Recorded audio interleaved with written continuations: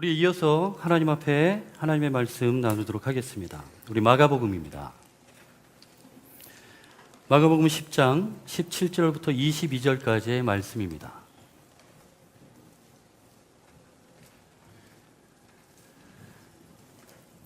제가 봉독하도록 하겠습니다.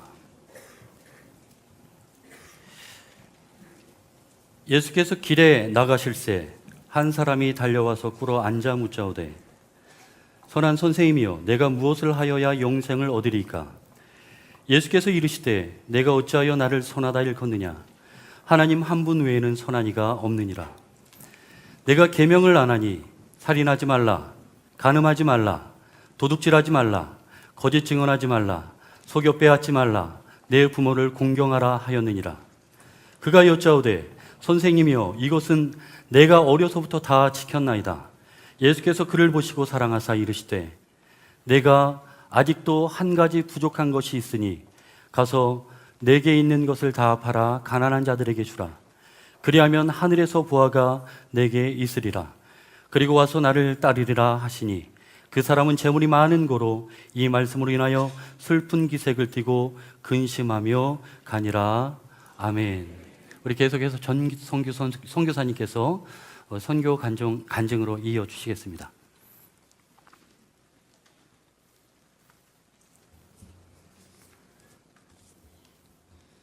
할렐루야.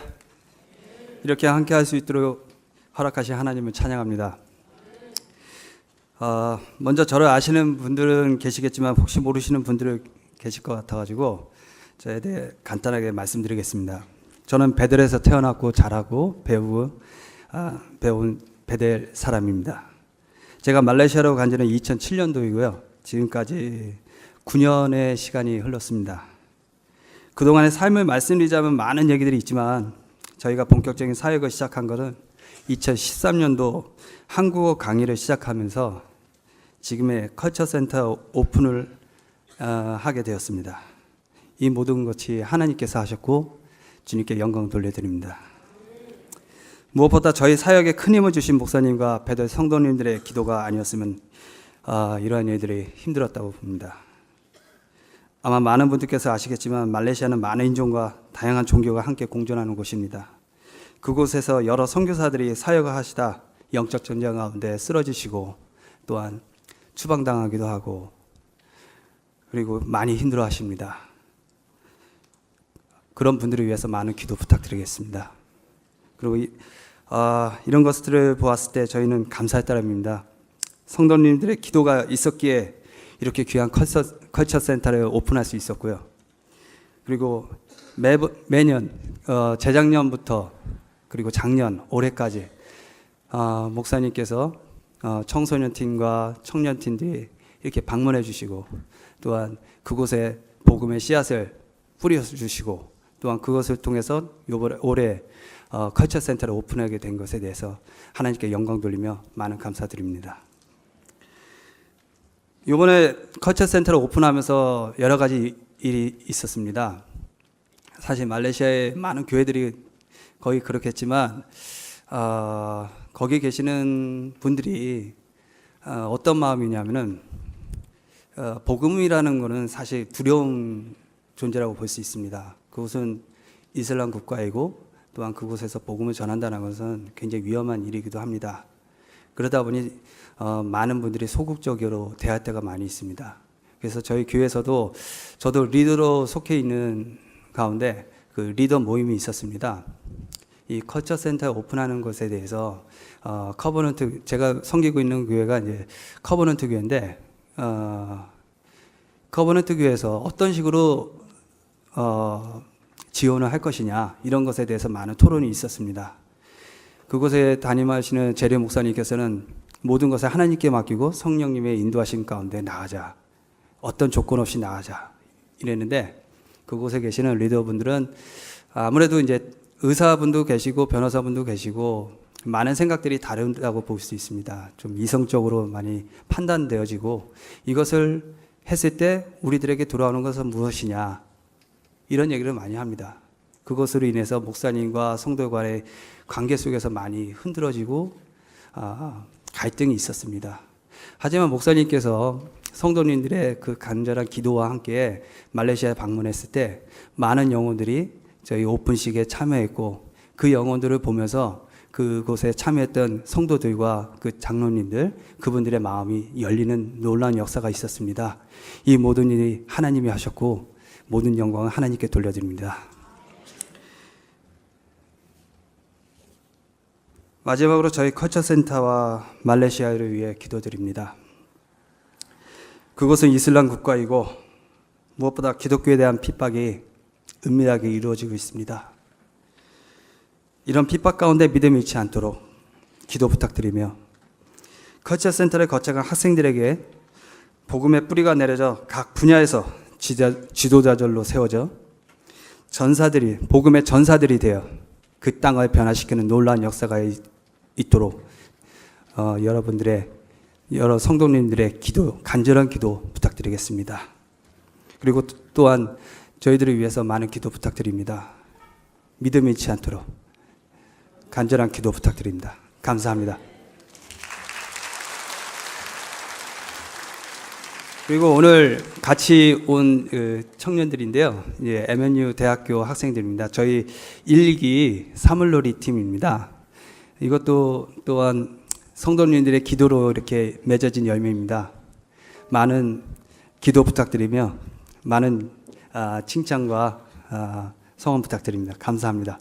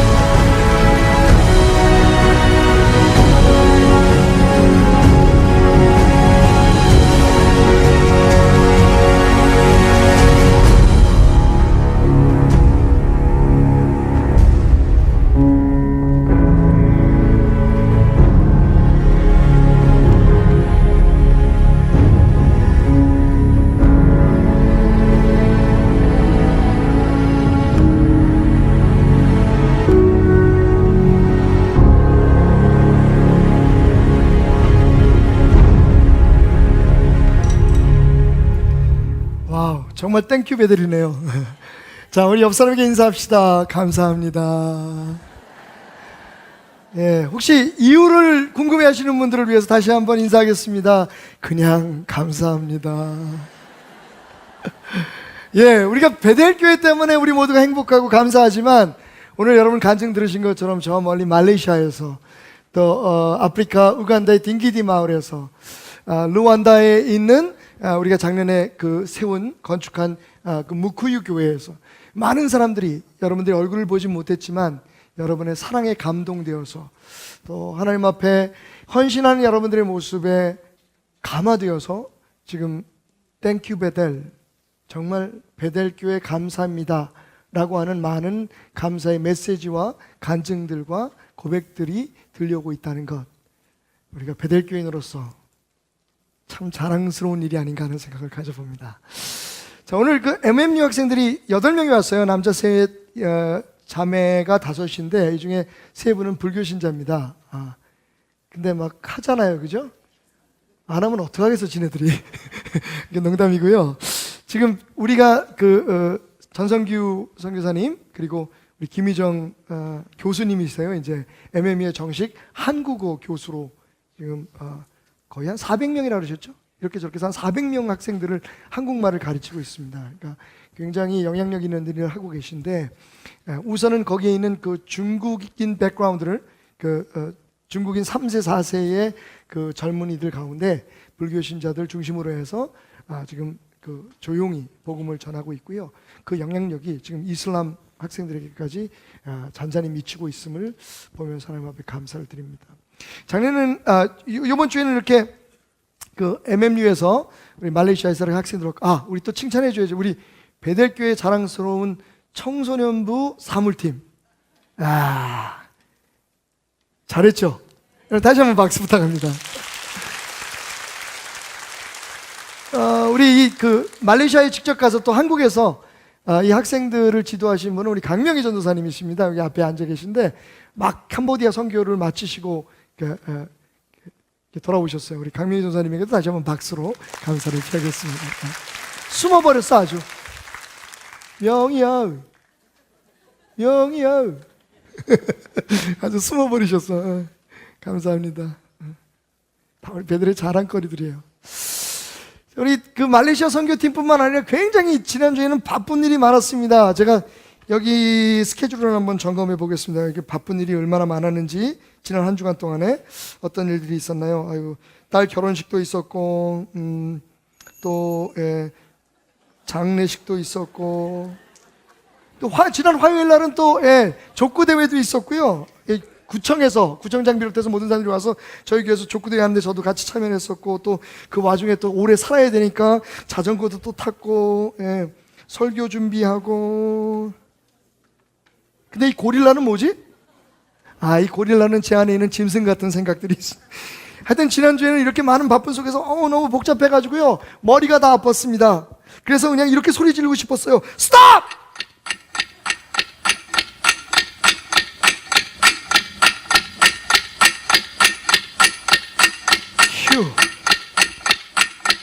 여러분, 정말 한 주간 너무너무 바쁘게 지내면서 내가 정말 바른 길을 가고 있는 걸까?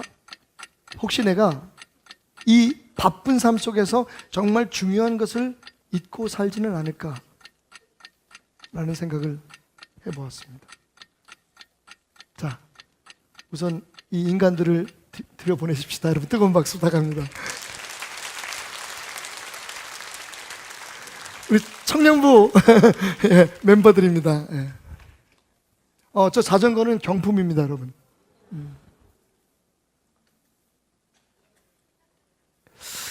그래서 생각해봤어요. 혹시 내가 잊고 있는 것은 무엇일까? 특별히 지난주에 강세홍 목사님을 하늘나라로 보내드리면서 또 어젯밤에는요, 우리 교인도 아닌데 이 근처에 있는 모 교회 권사님이신데 임종을 맞았어요. 그런데 목사님한테 연락하니까 담임 목사님 연락이 안 되시는 거야. 그러니까 저한테 전화가 왔어요. 목사님 오셔가지고 임종 예배 좀 드려달라고. 그래서 청년 예배 막 마치고 막 달려갔어요. 그래서 임종 예배를 드리고 주 안에 있는 나에게 찬송을 부르는데 그 권사님 어머님께서 그렇게 평소에 부르시던 찬양이래요. 편안한 가운데 주무시는 것을 보고 돌아왔습니다. 제 나름대로는 열심히 일하면서 또 그런 일들을 겪으면서 생각해 봤어요. 내 마음속에 혹시 내가 반드시 품고 살아야 할 천국에 대한 소망, 내 고향집, 저 영원한 나라에 가고자 하는 열망을 내가 잊고 살진 않았나. 매일매일 너무 쏟아지는 일과와 많은 일들 때문에 정말 우리 그리스도인들이 품어야 할, 우리가 부르는 찬양의 가사처럼 죄 많은 이 세상은 아무리 즐겁고 행복해도 내 집 아닙니다. 나는 지금 저 천국을 향해서 걸어가고 있습니다. 내게는 저 하나님 나라가 보입니다 라고 하는 마음을 혹 내가 잊고 살지는 않았나 라고 말이죠. 여러분, 오래전 이런 고민을 함께 가졌던 한 사람이 있었습니다. 오늘 우리가 읽었던 본문 말씀에 보면 예수께서 길에 나가실새 한 사람이 달려와 꿇어 앉아 물었다고 말합니다. 그의 질문은 무엇이었습니까? 선한 선생님이여, 내가 무엇을 하여야 영생을 얻으리이까? 이 사람의 관심입니다. 이 사람은 이런 고민이 있었어요. 내가 어떻게 하면 영생을 얻을 수 있지? 내가 어떻게 하면 천국에 갈 수 있지? 내가 어떻게 하면 나를 기다리는 나의 아버지 하나님의 품에 안길 수 있을까?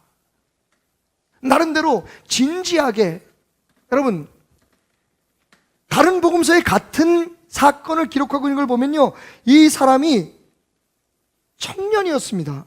마태복음 19장 20절에 보면 그 청년이 이르되 이 모든 것을 내가 지켜 싸운대. 마가복음에서 말하는 그 한 사람은요, 젊은 청년이었어요. 게다가 누가복음 18장 18절에 보니까 어떤 관리가 물어 이르되 선한 선생님이 내가 무엇을 하여 영생을 얻으리이까? 이 사람이 관리였어요. 그리고 마가복음을 계속 읽다 보면 10장 22절에 뭐라고 얘기하고 있냐면 그 사람은 재물이 많은 고로 슬픈 기색을 띠고 근심하며 떠났다라고 얘기하고 있습니다. 다시 말하면 예수님께 이 질문을 한 사람은요, 젊은 청년이고 돈 많은 부자 관리였다는 겁니다.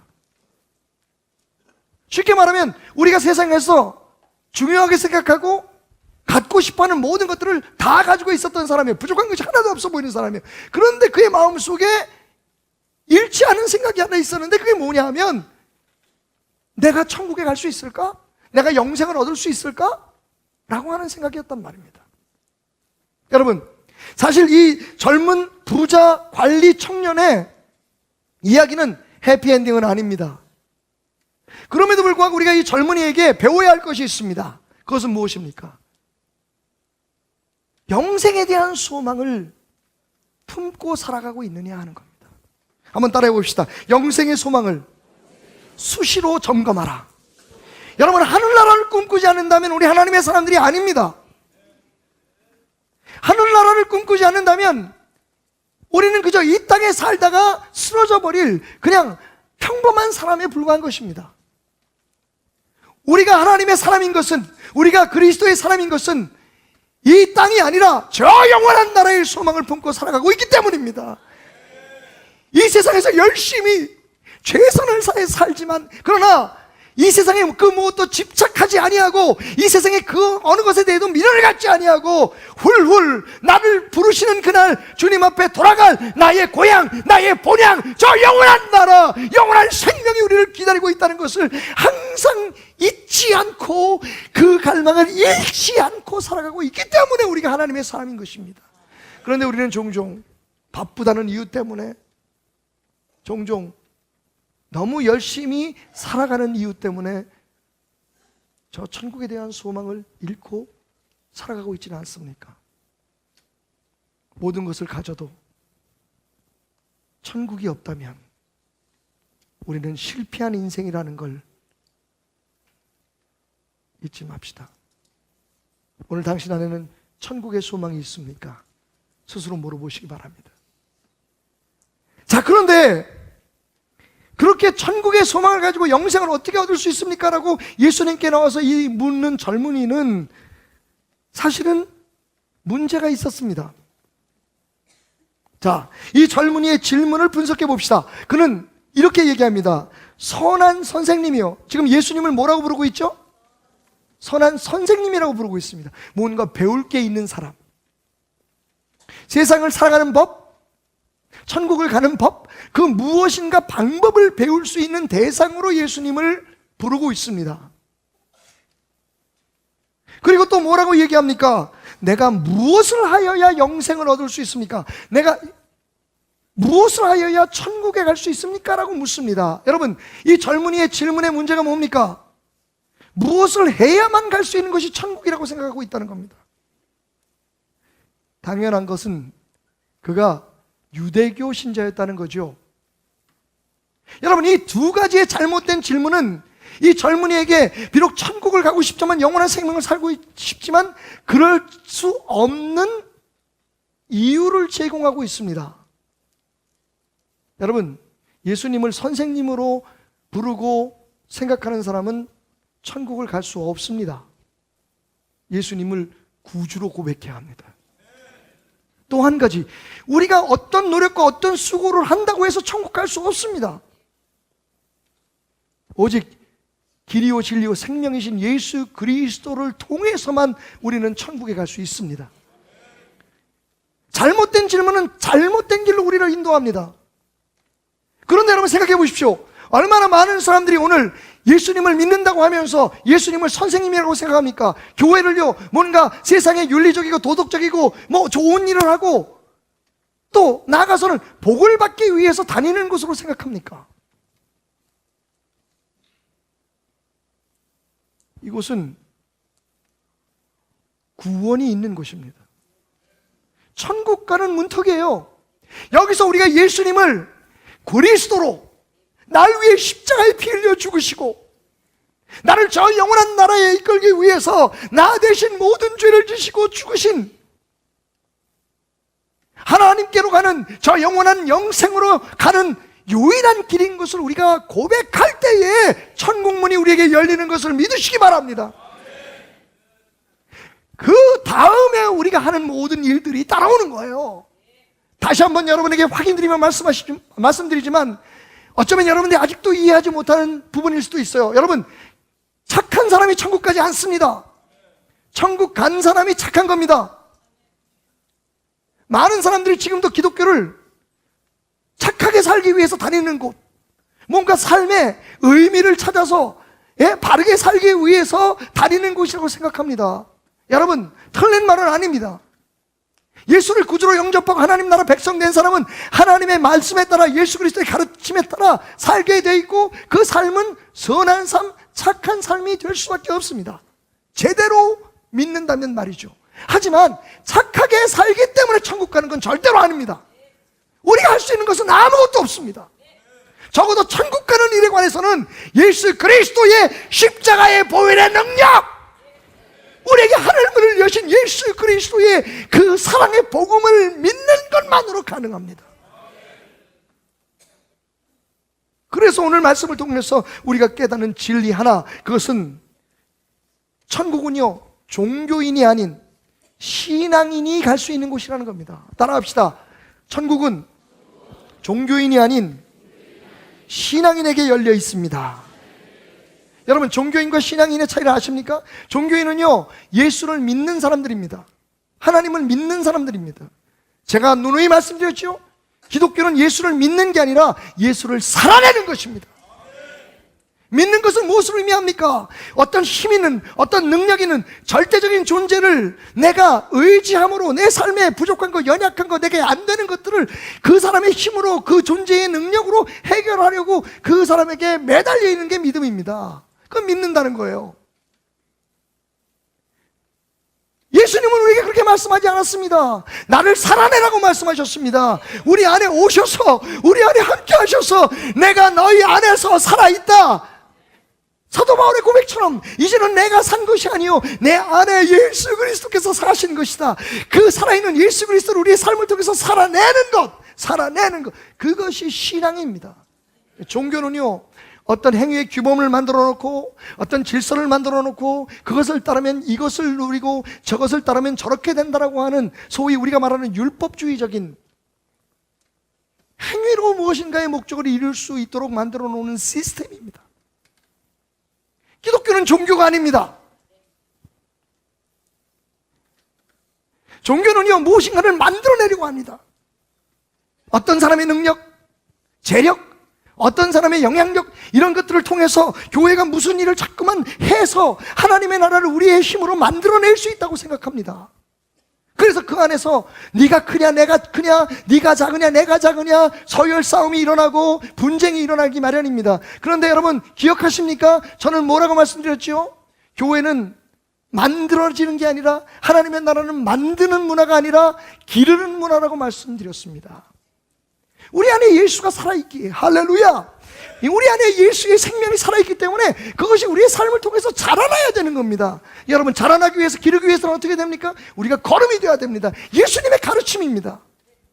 하늘의 밀알이 땅에 떨어져 썩어지면 열매가 맺는다. 여러분, 왜 하나님의 영광과 소망, 기쁨이 넘쳐나고 위로가 넘쳐나는 교회가 끊임없이 분쟁하고 서로 문제가 생기고 다툼이 생깁니까? 우리가 무엇인가를 우리의 힘으로 만들어낼 수 있다고 생각하기 때문입니다. 목사는 목사대로, 장로는 장로대로, 성도는 성도대로 자기 생각, 자기의 방법으로 무엇인가를 해내야만 우리가 우리의 목적을 이룰 수 있다고 생각하기 때문입니다. 여러분, 우리 선교사님 고백 들으셨죠? 하나님이 하셨습니다. 주님이 하셨습니다. 여러분의 기도와 베델교회의 후원과 사랑으로 하나님이 하셨습니다. 그게 복음입니다. 그런데 우리는 그 원칙을 잊고 있습니다. 무엇인가를 자꾸만 하려고 합니다. 사실 솔직히 여러분, 이번처럼 설교 준비가 어려운 적이 없었어요. 여러분 눈치채셨을 거예요. 우리 목사님 지난번에도 그 얘기했는데 다시 말씀드리면 요즘 설교하는 게 정말 힘듭니다. 제 스스로를 점검해 봤어요. 그리고 사실은 어제 뒤늦게 설교 제목을 바꾸려고 했습니다. 오늘 설교 제목이 뭡니까? 정릉에서 천국 가기죠. 정릉에서 진짜 천국을 갈 수 있을까? 그것이 저의 질문이었어요.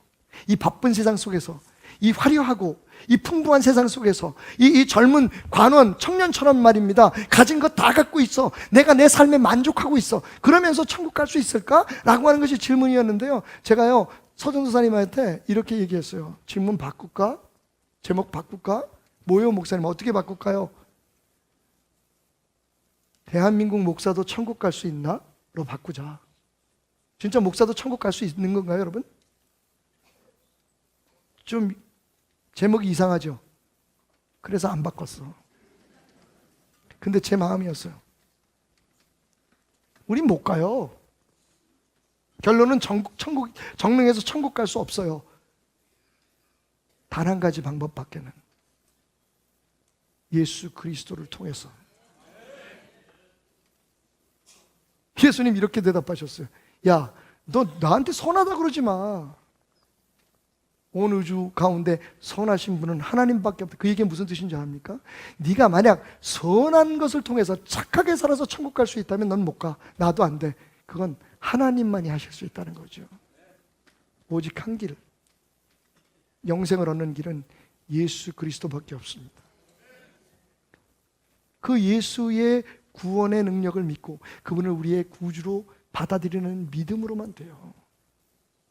무엇을 하려고 하면 천국문은 닫힙니다. 이게 복음입니다. 그래서 베델교회가 부흥을 못합니다. 기대하는 얘기를 하지 않죠. 저도 마음 아픕니다. 여러분, 그래서 한번 묻고 싶어요. 여러분 종교인이십니까? 신앙인이십니까? 여기 왜 오셨습니까? 천국이 목표 아니시죠? 이 땅에서 잘 사는 게 목표죠? 그럼 당신은 종교인입니다. 저는 오늘 말씀을 준비하면서 키에르케고르의 글이 생각이 났어요. 여러분 오늘 마침 여기 경품이 있습니다. 여러분 이쪽을 다 봐주십시오. 조그맣게 가지 되게 막 어두우시더니 갑자기 환해지시네요. 예. 맞습니다, 여러분. 이게 여러분들이 오늘 경품, 가져갈 경품입니다. 여기 비싼 거 많습니다. 일단 통돌이. 예. 여긴 한 대만 있지만 한 대 더 있습니다. 예. 두 대가 경품으로 나왔는데 시가 70만 원입니다. 우와우. 예. 그거보다 좀 더 비싼 게 하나 있습니다. 올해도 TV 있습니다. 예. 40인치 얼마? 시가 80만 원. 물론 이 돈 다 주고 산 건 아닙니다만 어쨌든 예. 시가가 80만 원입니다. 근데 이거보다 더 비싼 게 있어요. 여러분, 예. 우리 김경현 한수 집사님 하시는 사업이죠. 몸 아프신 분들, 예. 이게 1인용, 예. 건강 매트입니다. 내가 웰빅에서 만든 거. 이게요, 한 개에 128만 원에 팔립니다. 이건 진짜 가격입니다. 자, 그런가 하면, 여기 좀 싼 것도 있습니다, 여러분. 요거, 아카시아 꿀, 10,000원입니다. 또 있습니다. 자, 없어서는 안 돼. 날이면 날마다 오는 게 아닙니다. 예, 곽티슈 3통에 5,000원. 예. 그리고 이게 아마 여러분들이 그 가정에서 꼭 필요하신 그 쟁반 세트예요. 3개 쟁반 세트. 말레이시아 아이들 말도 못 알아들으면서 침을 줄줄 흘려 지금. 예, 이게 2만 원입니다. 근데요, 키에르케고르가 무슨 얘기를 했는지 아십니까? 기독교는 마치 어떤 상점에 들어온 도적의 이야기와 같다. 근데 이 도둑놈이요, 그냥 자기가 가지고 싶은 물건만 가져간 게 아니라, 물건만 훔쳐간 게 아니라 장난을 쳐놨어. 굉장히 장난꾸러기 도둑이야. 어떤 장난을 쳤느냐? 비싼 걸 뜯어가지고 가격표를 바꿔놓은 거야. 여러분, 이 아카시아 꿀이 지금부터 얼마입니까? 70만 원이에요. 자, 그러면 이 통돌이는 얼마일까요? 단돈 10,000원에 모시겠습니다, 여러분.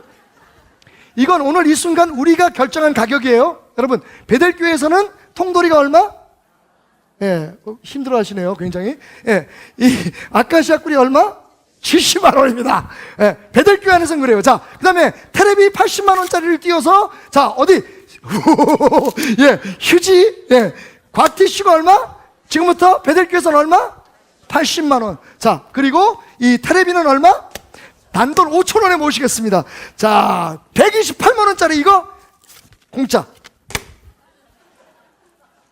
자, 지금부터 베델교회 안에서는 제일 비싼 게 뭡니까? 제일 비싼 게 곽티슈예요. 곽티슈.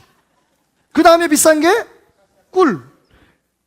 그 다음에 돈도 안 받고 주는 게 뭐예요? 128만 원짜리 네가웰빙. 조그맣게까지는 128만 원이었어. 근데 저건 공짜야. 테레비 조그맣게까지는 80만 원이었는데 얼마? 5,000원이야. 집사님, 자, 테레비하고 70만 원짜리 꿀하고 어느 거 가져갈래? 테레비? 이 인간아. 매트?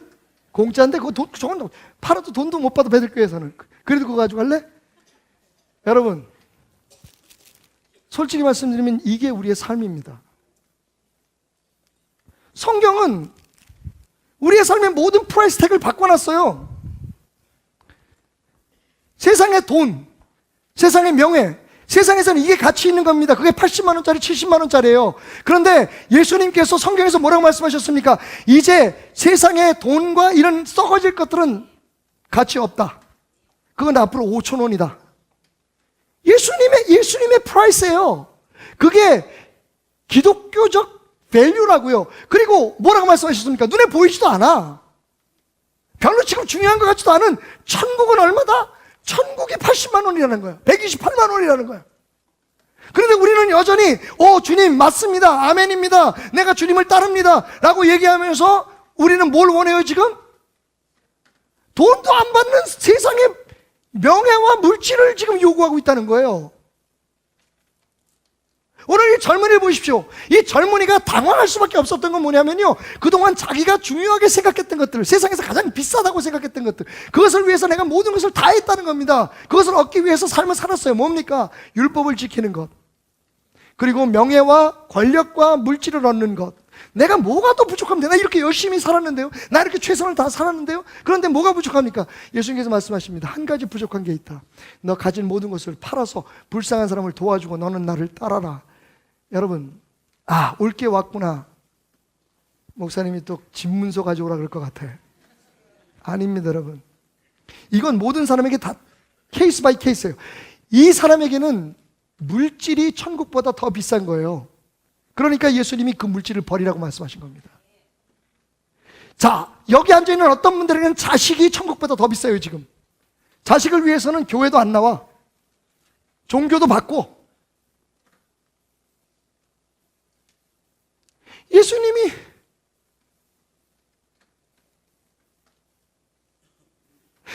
여러분, 이 프라이스택을 바꿔놓기 위해서 뭘 하시는지 아세요? 십자가에서 피 흘려 죽으셨어요. 근데 우리가 예수님을 믿는다고 하고 사랑한다고 얘기하면서 우리의 삶 속에는 여전히 천국은 싸구려야. 그건 나중에 일어날 일이야. 이거 지금 신경 쓸 게 아니야, 지금 우리가.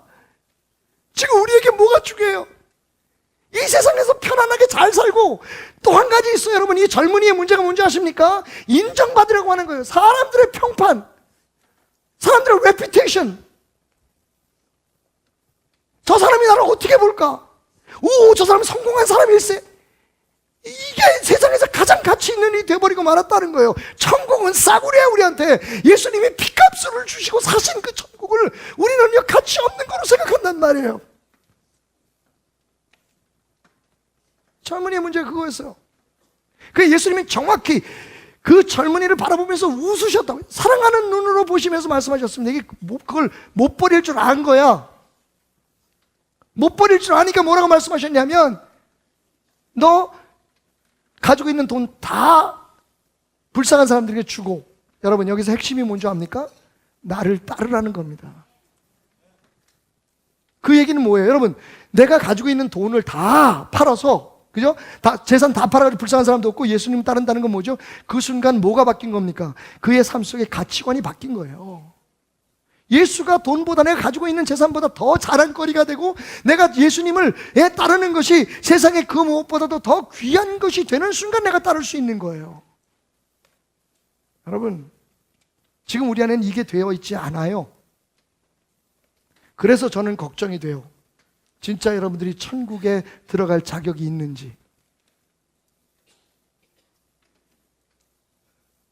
언제부턴가 예수를 믿기만 하면 구원을 받는다, 천국에 들어간다는 그 쉬운 복음이, 보네포가 나치의 핍박 속에서 고통받으면서 외쳤던 말,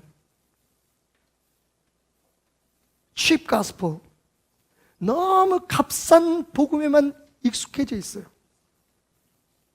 그것을 위해서 우리가 무엇을 해야 되는지를 생각하지 않습니다. If you love me, you will obey what I command.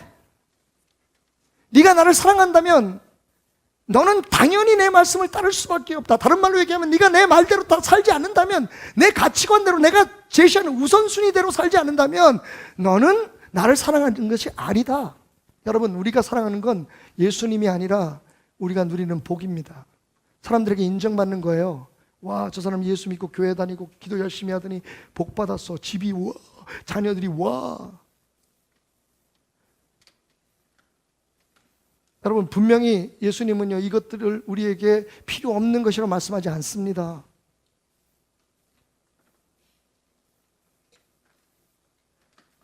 무엇이 더 중요한 것인지를 알고 있느냐고 묻습니다. 집사님, 다시 한번 묻습니다. 어느 거 가져갈래요? 내가 그럴 줄 알았어. 말을 못해서. 아니, 솔직히 집사뿐만 아니라 나도 마찬가지야. 나도 저거 가지고 가고 싶지. 왜? 내 마음속에는 여전히 꿀보다 뭐가 더 비싸? 매트가 더 비싸. 이거 안 바뀌어요. 그래서 우리는 천국을 못 누리는 거예요.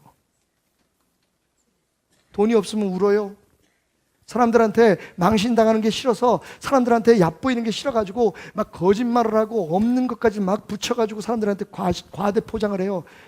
마치 그거를 해야만 내가 뭔가를 얻은 것처럼. 근데 오늘 이런 설교 들으면서 우는 사람 하나도 없어요. 천국 그거 뭐 가봐야 알지 뭐.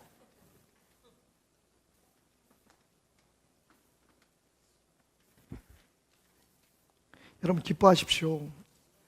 여러분 이 세상에 그 무엇으로도 값을 주고 살 수 없는 예수를, 할렐루야, 예수를 가지신 분들입니다. 그분이 말씀하신, 그분이 바꿔놓은 프라이스 태그를 여러분 이제 찾으셔야 돼요. 진짜 예수님의 말씀 속에 진짜 귀하게 생각하고 우리가 붙들어야 될 것이 무엇인지, 그래야 정릉에서 천국 갈 수 있습니다. 대한민국에서 천국 갈 수 있습니다. 우리가 이 땅에서 무엇인가 해야 되는 건 그 구원을 소유한 후에 이 땅의 삶에 하나님이 보장하신 축복을 받기 위해서입니다. 그런데 이게 안 돼 있는데 이것부터 하려고 하니 우리는 신앙인이 못되고 종교인으로서 우리 인생을 맞추게 되는 겁니다. 교회는 그렇게 가르치고 성도들은 그게 좋아서 따르고, 결론을 말씀드리죠. 결국 예수님의 말씀 뭡니까? 나를 따르라는 거 아닙니까? 따라합시다. 결국 예수가 길이다. 힘을 다해 예수께 붙어있자. 이게 답이에요, 여러분. 돈을 벌어도 예수께 붙어있어서 돈을 버십시오. 공부를 해도 예수께 붙어있어서 하십시오. 내가 그것을 함으로써 예수께 붙어있을 수 있다고 하는 착각을 버리십시오. 예수에게 붙어있는 게 먼저입니다. 여러분 기억하십니까? 내 안에 거하라 나도 너희 안에 거하리라. 가지가 포도나무에 붙어있지 아니하면 스스로 열매를 맺. 여러분 이건 기독교가 아닙니다. 내가 헌금 많이 하고 내가 무슨 기도 많이 하고 내가 뭘 해서 내가 장로가 되고 내가 권사가 돼야만 내가 예수를 더 잘 믿는 사람이라고 생각하는 것은 기독교가 아닙니다. 아닙니다. 예수에게 붙어있지 않으면 다 아무것도 아닙니다. 근데 우리는 엉뚱한 짓을 하고 있습니다. 내가 사기꾼입니다.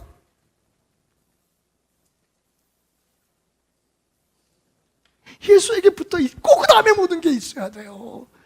가지에 붙어있지 않으면 무슨 열매를 맺을 수 있습니까? 너희가 내 안에 거하고 내가 너희 안에 거해야 내가, 그렇지 않으면 아무것도 아니라는 말씀을 여러분, 아무것도 아니다, 아무것도 아니다, 아무것도 아니다. 내게 붙어있지 않으면 네가 진짜 내 사람이 아니면 아무것도 아니다. 그래서 예수님은요 그렇게 못할 것을 간파하시고 네 재산을 팔라 그런 거예요.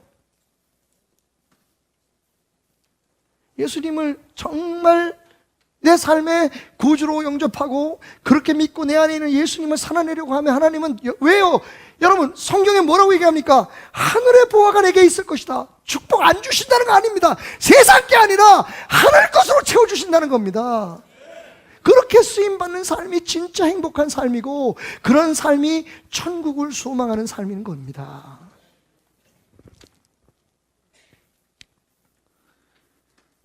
제자들이 묻습니다. 아이 그럼 천국 가서 어디 있어요? 여러분도 묻습니다. 목사님 오늘 좀 강하네요. 도대체 뭐예요? 뿌리부터 흔들어 놓으시면 우리는 뭘 믿으라고요? 우린 천국 못 가겠네요. 예수님 말씀하셨습니다. Jesus looked at them and said, with man, this is impossible. But not with God. All things are possible with God. 사람으로서는 할 수 없지. 안 돼. 여러분, 누구도 그렇게 할 수 있다고 가르치거나 주장하는 사람 따르지 마십시오. 사람으로는 안 됩니다. 우리 교회 나온다고 여러분 구원받지 못합니다. 우리 교회 나오면서 예수를 믿지 않는다면, 예수와 붙어있지 않으면, 예수를 따르지 않으면 여러분 죄송합니다. 이 교회가 참 땡큐 교회지만 당신은 아닙니다. 당신은 그냥 베델교회 교인이고 종교인일 뿐입니다. 캐톨릭 신자처럼, 불교 신자처럼 당신은 세상에서 무엇을 하면 당신이 믿는 그 신이 당신을 도울 것이라고, 다른 모든 사람보다 뛰어나게 할 것이라고 하는 착각에 살아가는 사람일 뿐입니다. 예수님 말씀하십니다. With God, all things are possible. 여기 with이라고 하는 말은 이렇게 해석될 수가 있죠. 하나님과 함께라면. 하나님의 방법으로는 된다는 뜻도 되지만 다른 말로 번역을 하면요, 하나님과 함께라면 할 수 있다는 겁니다. 사람과 함께하면 못합니다. 여러분, 박태남 목사와 함께는 천국 못 갑니다. 그러나 박태남 목사가 전하는 하나님과 함께라면 당신은 이미 천국에 가 있습니다. 그리고 난 후에 하늘의 보화를 꿈꾸십시오. 그러니까 모든 것의 시작이 어디다?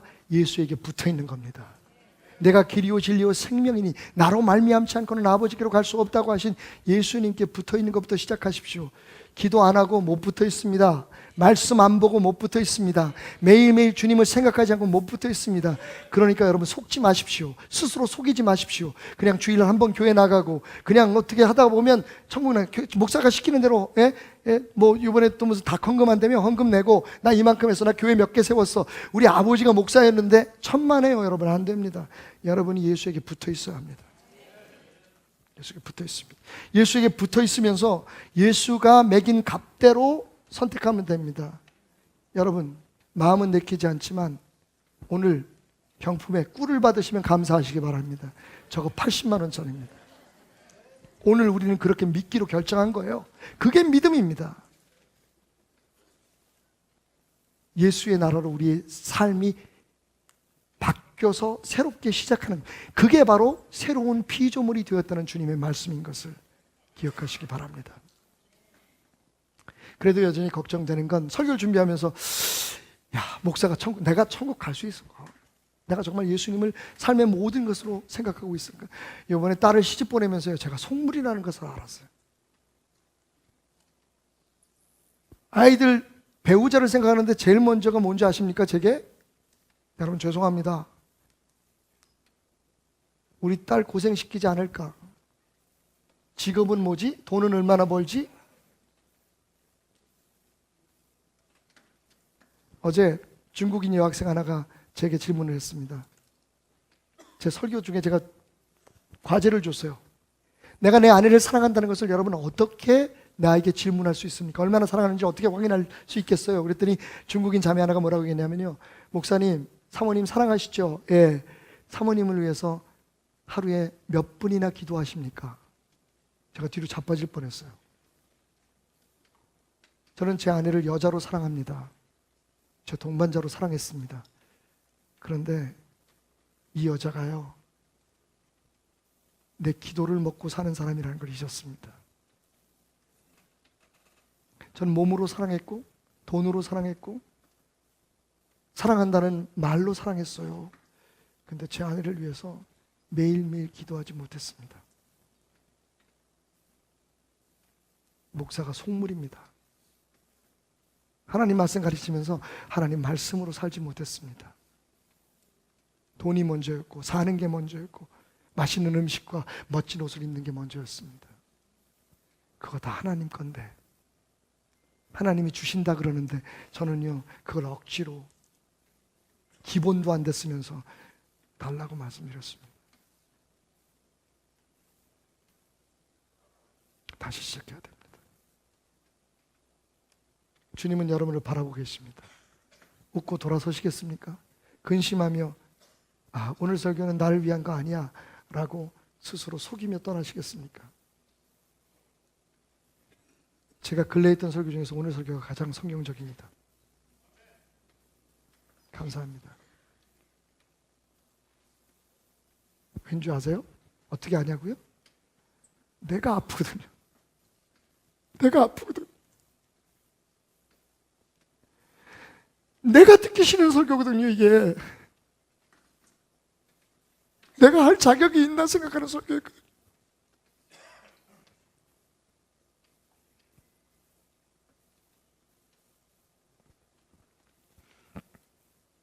그런데 희망이 있습니다. 사람은 못해요. 근데 하나님은 하십니다. 그래서 부족한 것을 인정하고 하나님을 의지해야 됩니다. 잘난 체 하지 말고 하나님을 붙들어야 됩니다. 석탄 탄광에 사는 한 소년이 있었습니다.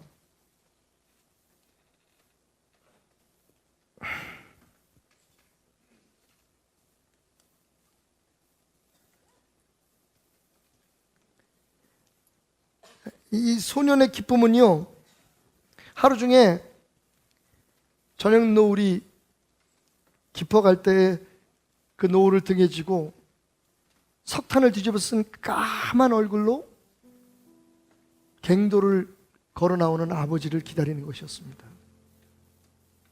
아무리 즐겁게 놀다가도 그 시간만 되면 아버지를 기다리고 서 있었어요. 그날도 그랬습니다. 그런데 그 소년을 항상 지켜보고 있던 그 탄광의 소장이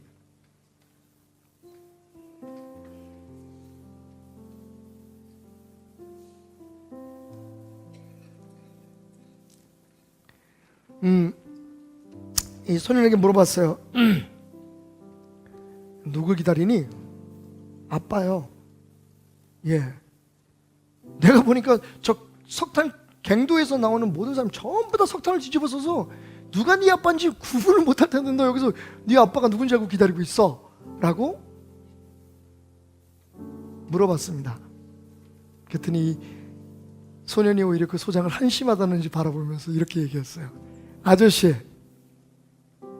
나는 우리 아버지 못 알아보지요. 다 석탄을 뒤집어 쓰고 나오는데 누가 누군지 어떻게 알아요? 그런데요, 한 번도 우리 아버지는 나를 못 알아본 적이 없거든요.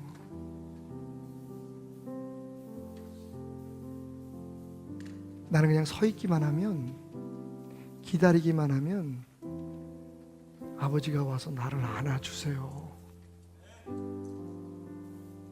그래서 힘을 내서 오늘 말씀을 전합니다. 철부지, 이기적인 우리지만 예수를 영접하고 하나님을 아버지라고 믿고 살면요, 우리 부족해도 연약해도 아버지는 우리를 알아보십니다.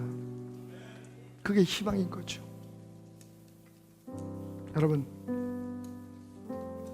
이제 조금 생각을 바꾸십시오. 예수에게 붙어 있는 것이 우리 신앙의 최고의 목표임을 기억하십시오. 그래서 제가 입이 마르게 여러분에게 기도하십시오라고 얘기하지 않아도 여러분이 예수에게 붙어 있기 위해 매일매일 주님과 교제하는 기도의 시간을 정기적으로 그리고 열심히 갖기를 소원합니다.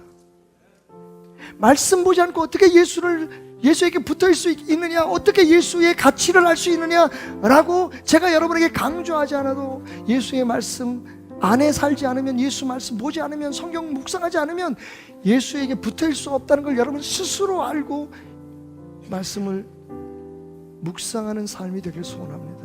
누가 시켜서도 아니고, 그렇게 하면 복 받을 것 같아서도 아니고, 그저 날 위해 피 흘려 죽으신 예수님께 붙어 있고 그분을 사랑하는 마음으로 그분의 뜻을 따르기 위해서 예수에게 붙어 있는, 그것이 우리 신앙의 최우선의 목표요, 그 이후에 하나님의 축복이 우리에게 있을 것이라는 걸 기대하는 여러분이 되시길 주님의 이름으로 축원합니다.